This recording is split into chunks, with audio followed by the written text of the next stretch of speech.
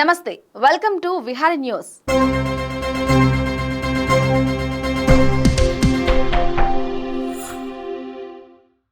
ఆంధ్రప్రదేశ్లో ఎన్నికల హడావిడి మొదలైంది. ఎన్నికలు సమీపిస్తున్న వేళ రాష్ట్రంలో రాజకీయాలు శరవేగంగా మారుతున్నాయి.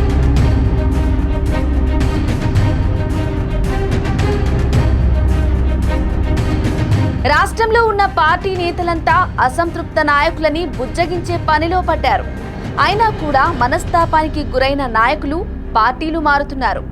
ఇందులో భాగంగానే టీడీపీని విభేదించిన విజయవాడ ఎంపీ కేశినేని నాని సీఎం జగన్ ని కలిశారు. ఈ భేటీ అనంతరం కేశినేని నాని మీడియాతో పలు కీలక అంశాలు మాట్లాడారు. నువ్వు ఆఫ్టర్ ఆల్ ఓడిపోయిన ఎమ్మెల్యే నా ముందు. ఆఫ్టర్ ఆల్ పార్టీ రిసోర్సెస్ వాడుకున్నావు, పార్టీ ఇన్ఫ్రాస్ట్రక్చర్ వాడుకున్నావు, మీ నాన్నగారి పలుకుబడి వాడుకున్నావు, మీ తాతగారి పలుకుబడి వాడుకున్నావు, అన్నీ వాడుకుని నువ్వు ఓడిపోయావు. నువ్వు నాకు రూపాయి డబ్బు ఇవ్వలేదు, నువ్వేమి ఇవ్వలేదు, నేను గెలిచా రెండు సార్లు. నీ పార్టీని భుజాల మీద పెట్టి మోసా కృష్ణా జిల్లాలో 2013 నుంచి 14 ఎలక్షన్ అయ్యే వరకు నా ఆస్తులు అమ్ముకున్నా, వ్యాపారాలు మానుకున్నా. ఏం రైట్ ఉంది నీకు? ఏం త్యాగం చేసావు ఈ పార్టీ కోసం కానీ సమాజం కోసం కానీ? నువ్వు ఏం రైట్తో యోగాలను చేసావు? ఈ రోజు తాడేపల్లిలోని వైసీపీ క్యాంపు కార్యాలయంలో TDP MP Kesineni Nani CM Jagan ని కలిశారు. ఈ సమావేశానికి విజయవాడ తూర్పు నియోజకవర్గ ఇన్ఛార్జి దేవినేని అవినాష్, మాజీ మంత్రి వెల్లంపల్లితో పాటు పలువురు హాజరయ్యారు.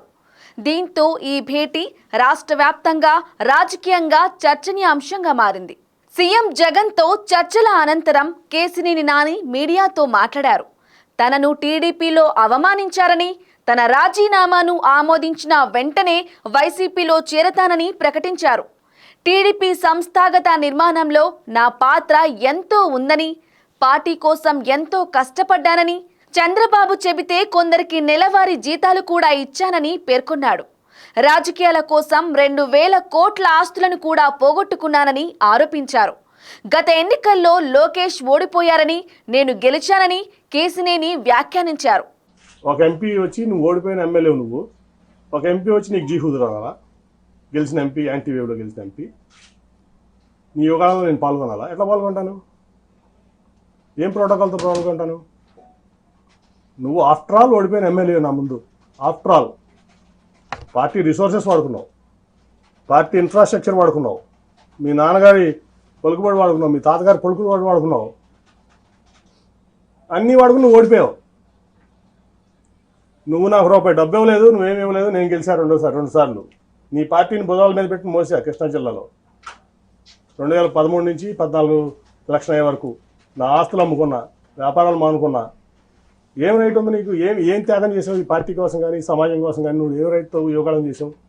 చంద్రబాబు చెప్పారని టాటా ట్రస్ట్ లో పనిచేస్తున్న నా కుమార్తె శ్వేతను రాజకీయాల్లోకి తీసుకొచ్చానన్నారు. ప్రస్తుతం టీడీపీ పార్టీ చెల్లా చెదురైందని ఎద్దేవా చేశారు. కార్పొరేషన్ ఎన్నికల్లో పార్టీ అభ్యర్థులకు కూడా తానే ఫండింగ్ చేశాను, కానీ నేను లేకుండానే చంద్రబాబు ప్రచారం చేశారన్నారు. ఎన్నో సందర్భాల్లో ప్రోటోకాల్కు విరుద్ధంగా చంద్రబాబు తనను ప్రచారానికి రావద్దన్నాడని చెప్పుకొచ్చారు. ఇవే కాకుండా పార్టీలో ఎన్నో అవమానాలు భరించానని కేశినేని నాని తెలిపారు. మొత్తం ఏపీలో 6 కమ్మ ఎంపీ స్థానాలు ఉండగా వాటన్నిటినీ కాదని బెజవాడ సీట్ ఇవ్వడం దేనికంటూ ప్రశ్నించారు.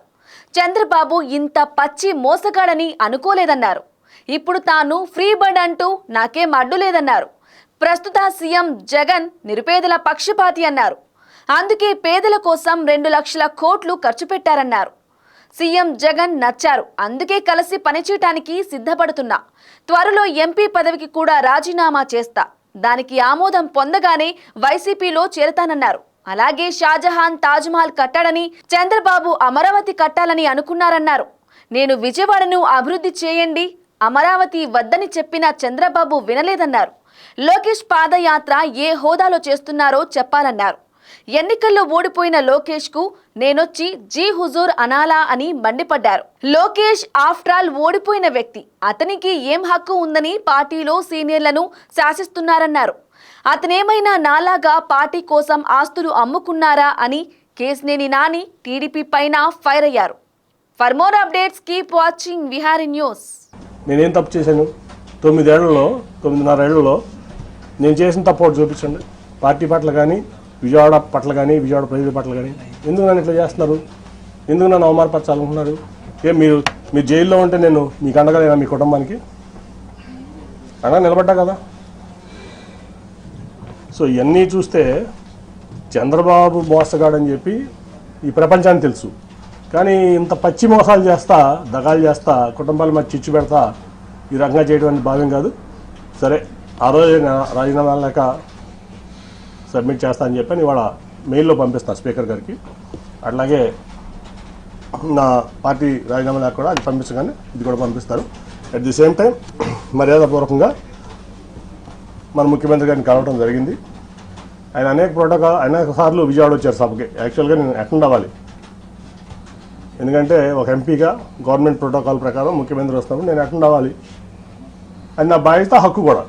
కానీ ఏ రోజు పార్టీ నన్ను అటెండ్ అవ్వద్దని చెప్పడం వల్ల నేను అటెండ్ అవ్వలేకపోయా. ఇవాళ వరకు ఒక్కసారి మాత్రం రాష్ట్రపతి వచ్చినప్పుడు రాజ్భవన్లో కలిసి నేను విష్ చేశాను ఆయన, అంతే తప్ప నేను ఇంతవరకు ఆయన ఎప్పుడు డైరెక్ట్గా కలవడం జరగలేదు, ఫోన్లో కూడా మాట్లాడలేను. ఈ వదిలేని బాగా రిసీవ్ చేస్తున్నారు ఆయన నన్ను.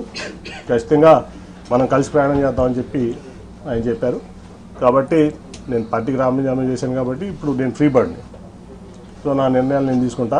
ఒకటైతే గ్యారంటీ, చంద్రబాబు నాయుడు అనే వ్యక్తి పచ్చి మోసగాడు, దాంట్లో డౌటే లేదు. ఈ రాష్ట్రానికి పనికిరాని వ్యక్తి అతను. సరే, జనం దేవుడు అనుకుంటారా, లేదా కులపరంగా అనుకుంటారా, మీడియా పరంగా అనుకుంటారా, లేదా మరి ఎందుకు అనుకుంటారా నాకు తెలియదు. కానీ ఈ జగన్మోహన్ రెడ్డి గారు అయితే పేదల పక్షపాతి, నిరుపేదల పక్షపాతి. ఏ డెవలప్మెంట్ అనుకుంటారా? కోవిడ్ వల్ల కొన్ని కారణం 2 ఏళ్ళు భారతదేశం ఇబ్బంది పడింది, ప్రపంచమే ఇబ్బంది పడింది, భారతదేశం కూడా ఇబ్బంది పడింది. సరే, డెవలప్మెంట్ అవ్వదు, అటు ఇటు అవుతుంది. కానీ ప్రజలను హ్యాపీ పెట్టే దాంట్లో దాదాపు 2 లక్షల కోట్ల చిల్లర వాళ్ళ వరకు సంక్షేమం ఇచ్చారు ఆయన. ఇంకా ఇస్తానికి కమిట్మెంట్గా ఉన్నారు. చచ్చుతీ చాలాసేపు మాట్లాడటం జరిగింది. సో నాకు బాగా నచ్చారు ఆయన. నచ్చడమే కాదు, ఆయన పథకాలని చూస్తున్నాం, వింటున్నాం. సో ఆయనతో కలిసి ప్రయాణం చేయాలని చెప్పి నేను నిర్ణయించుకున్నాను. వన్స్ నా రాజీనామా ఆమోదం పొందగానే నేను పార్టీలో చేస్తాను. నేను ఒకటండి, నేను 2014లో కూడా చంద్రబాబు గారిని నేను టికెట్ అడగను. ఎప్పుడు కూడా ఆయన గేట్ ముందు నుంచున్నాను, డోర్ ముందు నుంచున్నాను. నేను ఎప్పుడు చంద్రబాబు గారిని టికెట్ అడగల, 19 అడగల. అట్లాగే నేను ఆయన కూడా నేను ఎప్పుడు టికెట్ అడగను. నాకేంటంటే నాకు విజయవాడ అంటే పిచ్చ ప్రేమ. మీ అందరికి కూడా తెలుసు అది, ఆ విషయం. విజయవాడ అంటే పడి చచ్చిపోతాను నేను. నాకు కావాల్సిన విజయవాడ డెవలప్మెంట్, విజయవాడ ప్రాంత ప్రజలు మంచి చేయడం. అందుకే టాటాని తెచ్చిన, గట్టిగా ఆయన కాళ్ళు పట్టుకుని నువ్వు వద్దు చంద్రబాబు నాయుడు గారు. ఆఖరికి విమానాశ్రయం కూడా నేనే చేసింది. ఎందుకంటే ఆయన 5,000 ఎకరాల్లో ఇక్కడ కట్టుకుందాం అనుకున్నాడు ఈ నాగార్జున యూనివర్సిటీ దగ్గర. సార్ అది అవ్వదు, తన ముందు మన మినిస్టర్ ఉన్నాడు, సివిల్ ఏవియేషన్ సెంటర్ ఒప్పుకుంటుంది జైట్లీ గారు వాళ్ళు. అంటే నాకు సపోర్ట్ ఆ రోజు వెంకయ్యనాయుడు గారు, సుజనా చౌదరి గారు. లేకపోతే ఆ ఎయిర్పోర్ట్ కూడా ఉండేది కాదు.